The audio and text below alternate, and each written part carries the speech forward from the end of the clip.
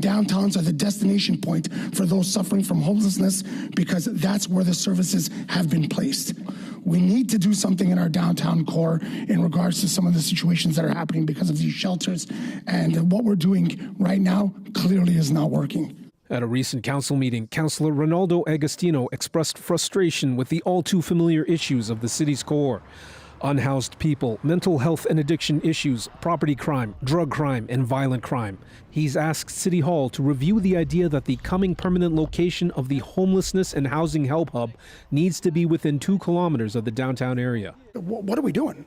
Right? Why is there a 2-kilometer radius on this? We should not be in neighborhoods. We should not be in business areas. This should not be in a place where we're trying to lift up the area. In May 2024, the city launched its Strengthen the Core plan. It was touted as improving downtown safety and vibrancy with more police officers and higher property standards. But Agostino says his constituents are still regularly confronted with frightening situations. Rukshini Panaya Gulen, executive director of the Downtown Mission, says services need to be centrally located to be accessible. Our organization, the Downtown Mission, needs to be relatively close to other service providers, like the hospital, CMHA, other service providers in this area. When it's further away from shelters, other organizations, the individuals in shelter then can't get to those services as easily. Perhaps they can't get there at all. Downtown Mission client Andre W. says he arrived in Windsor 2 months ago. He believes problems will arise wherever the services are located. The amount of people I've seen on the street just OD, you know, like, that's crazy to me. If you're just gonna let them out every day like they do here, let them roam around and just do a bunch of shit, police just let everybody smoke crack pipes, you know, OD on the side of the street. It's not healthy for anybody. You're just bringing it to other sides of the city. Agostino wants the city to explore how other municipalities are locating their homelessness services. We've got to look at all these different opportunities, all these different models, and say what's working, what's not working, because I'll tell you right now, ours isn't working. It's hoped that city administration will have a response for Agostino by the next council meeting on May 26th. Dawson Chen, CBC News, Windsor. We're going to have more on this story later in the show. I spoke with an urban designer who talks about what he thinks is needed for the downtown to thrive. We're turning now to the ongoing manslaughter trial of an OPP officer in Chatham, Kent. During its second day, the court heard details of what happened moments after an Indigenous man was shot. CBC's Patush Dayal reports. OPP Constable Sean O'Rourke is on trial for manslaughter in the shooting death of 24-year-old Nicholas Greaves. And on day 2 of the trial, we got a closer look at what happened in the early hours of July 7th, 2021. Greaves were at a gas station in Dutton with a friend. They put in $40 worth of gas, but they left without paying. The police were called and it was O'Rourke and Sergeant Bradley Cook who responded. They pursued Greaves on the 401 in 2 separate cars. And Cook told the court that while he was behind Greaves' car in a marked police cruiser, O'Rourke was next to the car in an unmarked police vehicle. When Cook turned the police sirens and lights, he saw Greaves' car spin out of control, all 360, ending up in a ditch. Cook told the court he saw O'Rourke approach the car and he saw him draw the gun. "I think my gun went off." That's what Cook testified O'Rourke said before he called EMS. Cook said he did not hear a gunshot, but Greaves was shot in the arm and he later died in the hospital. The court also heard from another OPP constable who arrived later at the scene. She says she saw O'Rourke and Cook perform CPR. The court resumes Wednesday morning with Crown expecting to bring 2 witnesses. Pratish Dayal, CBC News, Windsor. Colette Kennedy is here. Colette, a classic spring day. It was sticky and it was rainy out. Yeah, we get into that and, you know, bring in the risk of some thunderstorm activity too. But it's like, how did we get into this kind of pattern again, where it's not just a passing system, it's one that's kind of stuck in our atmosphere. And so we're going to have several days of the same kind of activity. You can see that counterclockwise circulation around this area of low pressure that just doesn't seem to want to go anywhere. And so it brings in, yes, this evening, that chance of some showers coming through, but thunderstorms up to about midnight, the risk is there. 15 will be the overnight low, and then tomorrow probably pretty cloudy in the morning with a few showers. We get some sun in the afternoon, and yes, still some isolated showers coming back at us once again in the afternoon. Thanks, Colette. You're welcome. Honda Canada is putting a hold on its multi-billion-dollar electric vehicle project in Canada. Ontario Premier Doug Ford is vowing to hold the automaker accountable for its decision. CBC's Magda Gabrisalesi has more on the latest blow to the Canadian auto sector. It's the largest auto investment in Canadian history. Just a year ago, Canada was planning for a bright future, building Honda's electric vehicles from start to finish. Ontario Premier Doug Ford and then Prime Minister Justin Trudeau celebrated the car maker's $15 billion investment to build an electric vehicles supply chain. The plan included tacking on an EV assembly plant and a battery manufacturing plant to its Alliston, Ontario facilities.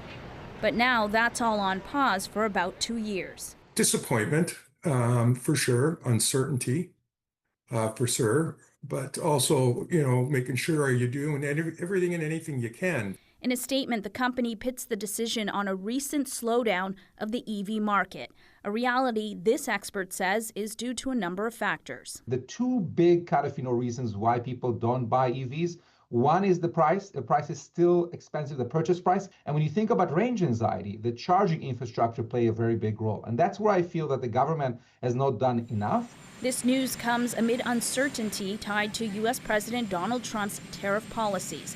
Honda is already forecasting an almost 59% drop in its yearly profit. And I think the reality is that the political world has certainly changed. David Adams, who represents Global Automakers of Canada, says this is not the end for investments in EVs. Globally, there's been probably $1.5 trillion spent on migrating the product from internal combustion engine to electrified technology. So companies aren't going to walk away from those investments.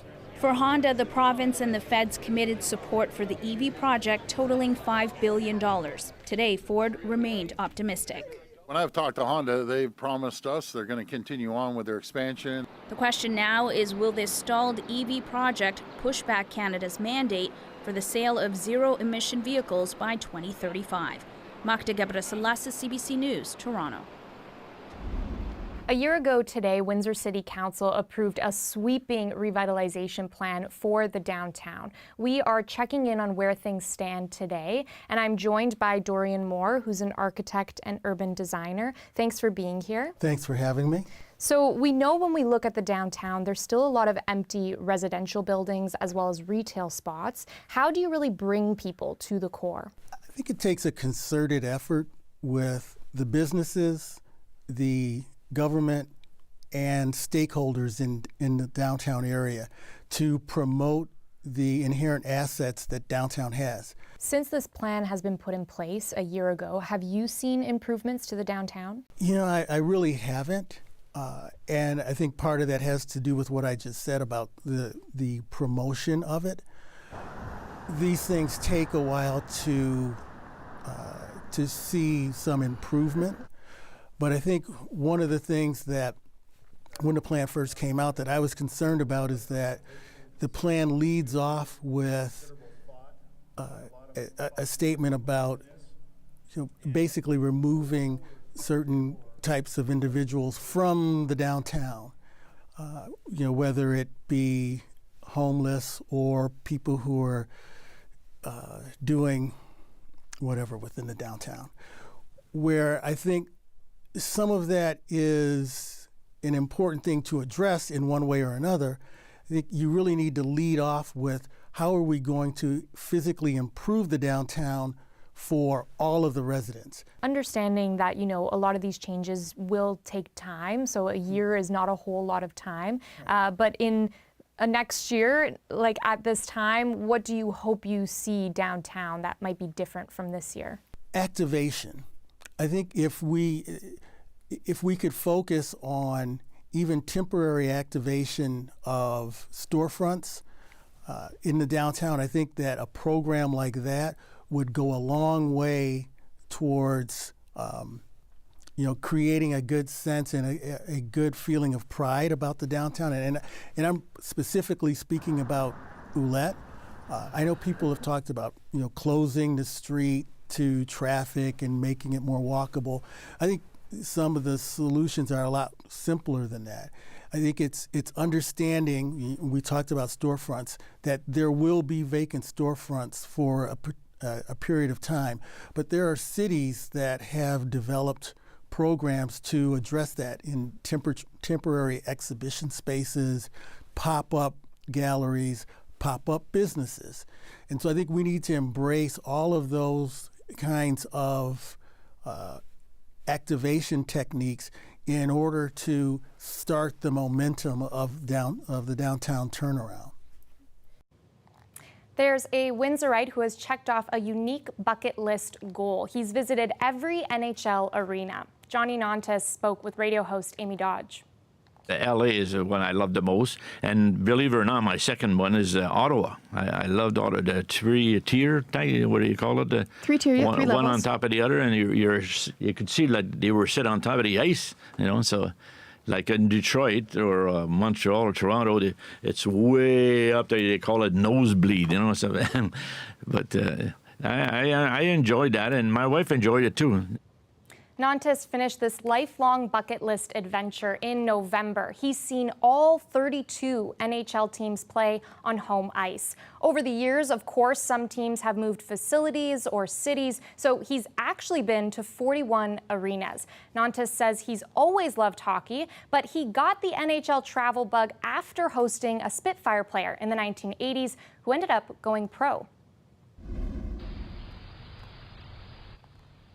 So that's a cardinal you're looking at there who's peeking into the bird cam of our Mike Evans. He set up a backyard camera at his bird bath, and he's been catching some really fun clips of the birds that pass through his backyard there in South Windsor. It is spring migration, so there's a lot of birds coming through our region right now, especially if you're at Point Pelee National Park in Leamington. This morning, they posted on Facebook, said that they documented 21 different species of warblers. We've seen a slowdown of cross-border traffic as a growing number of Canadian travelers are avoiding travel to the States. An unexpected consequence, several U.S. conferences are relocating north of the border. Sophia Harris has the story. So this is a big one. When U.S. President Trump took office, this sociologist knew they wouldn't be attending an upcoming sports sociology conference in Seattle, despite overseeing its planning. As a trans person, I no longer feel safe entering the U.S.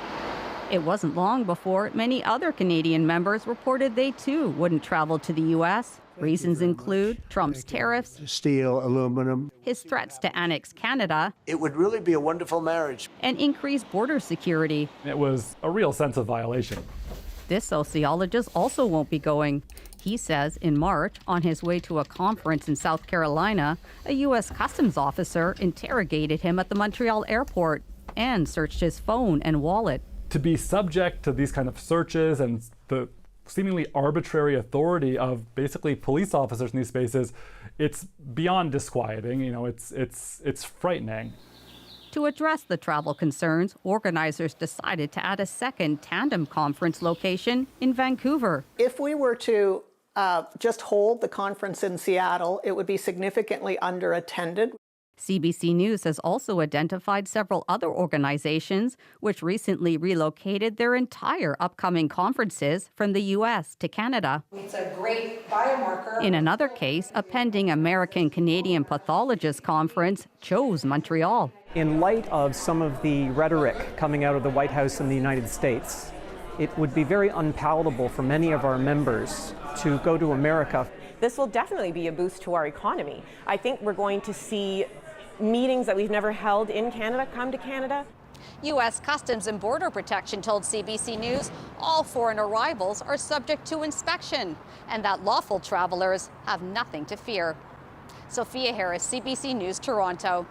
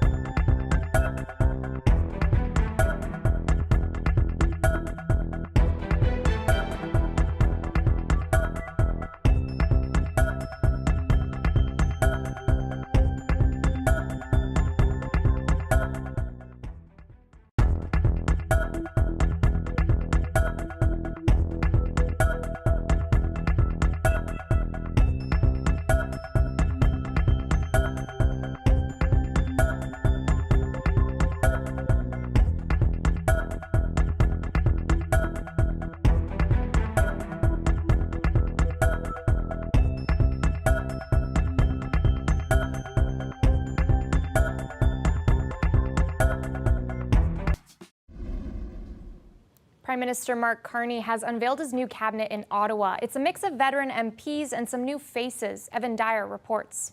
Ready to go. For most of the ministers named today, this was a case of back to work.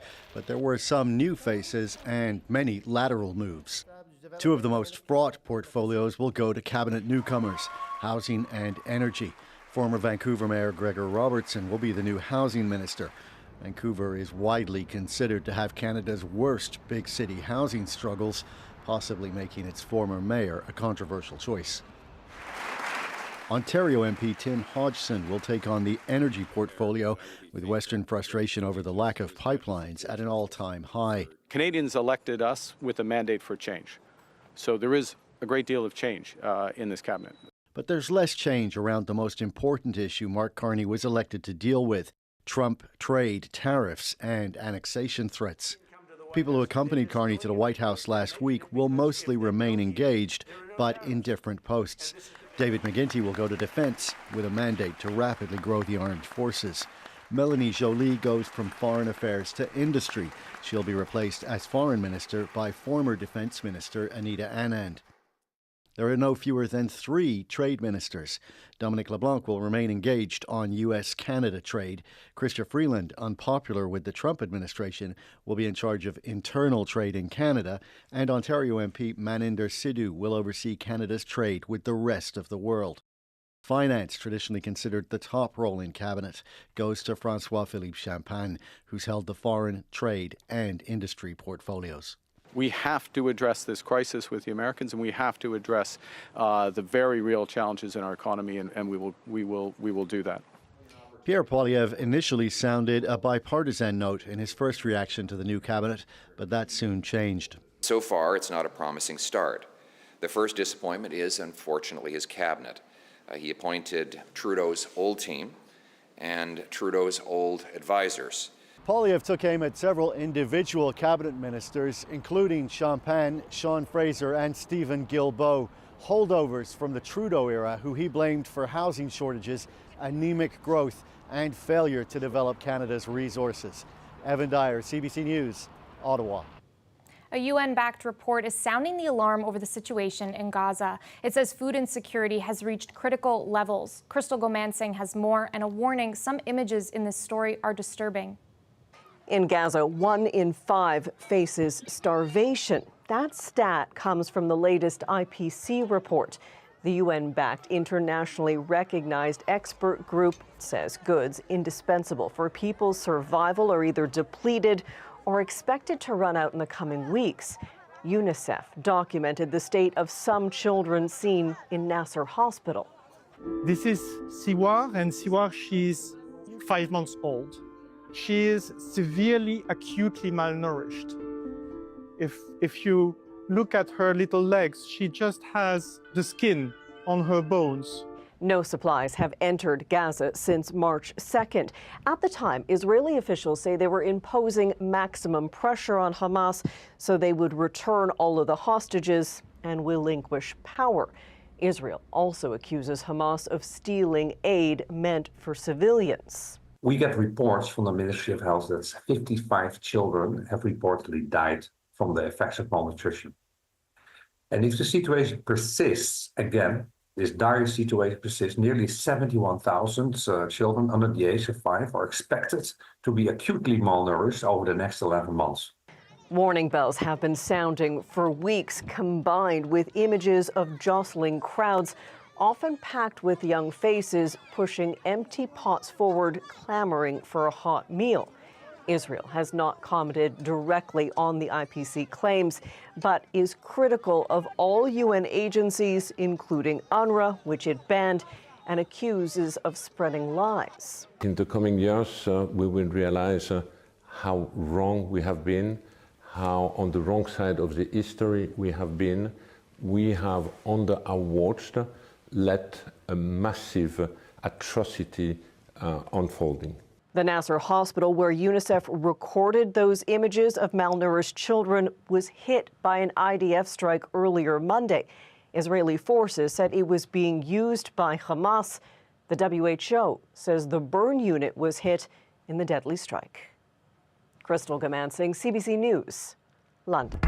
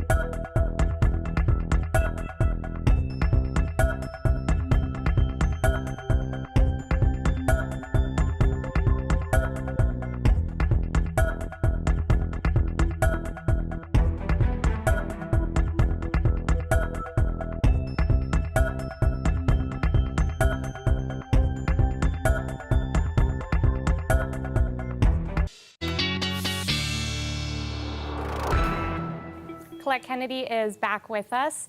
Colette, earlier we showed some video of birds in like this little bath, and we're kind of in a hot spot for all kinds of birds that come through this region during spring migration. But I was looking at this video and I'm so glad we have it because I'm so bad at bird watching. Like I can't spot the birds easily. I don't know how people do it. Yeah, my stepmom, her nickname is Bird, and she can identify over 1,000 different birds, and so I know what you're talking about. But I've learned a little bit. I think I could do maybe 10 or 20.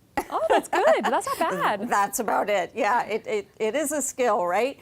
And, you know, speaking of those bird baths, if we get a few localized thunderstorms, that'll fill them up. But otherwise, most of the rain shower activity is kind of piddly and not really enough to put some water in those bird baths. I do want to show you the heat into northwestern Ontario, into Manitoba, wildfire problems there. But, you know, not surprising, it's dry and 36 degrees. But that heat was in northeastern Ontario, too, a little further away from this area of low pressure that's kind of giving us a little bit of cloud cover and rain showers and that risk of some thunderstorms. So our temperature is cooler. Also, in many cases, a breeze coming in off the lake has kept those temperatures on the cooler side. But there is a bit of humidity, and that's why I'm showing you the humidex. That's actually going to be climbing as we go towards the end of this week. There are a few of those thunderstorms not too far away. Till about midnight, we have the chance that we could have a few kind of bubbling through our skies. Be aware of that. And after that, it's more a risk of some lighter showers, likely less than 5 millimeters, unless you get one of those thunderstorms rolling right over top of you. Now, as we go into Wednesday, cloud cover early, then we should get into some breaks and get some sunshine mixing in there, quite a bit of it actually. But then that just sort of adds to the instability. And so a few more showers bubble up once again. So not a lot of activity, but it's a pattern that sort of holds with us for a few days because that area of low pressure is stuck once again. More sunshine into Thursday, but a cold front will be approaching. And so for Thursday night, we'll have a chance for some thunderstorms again as that front is going through into Friday.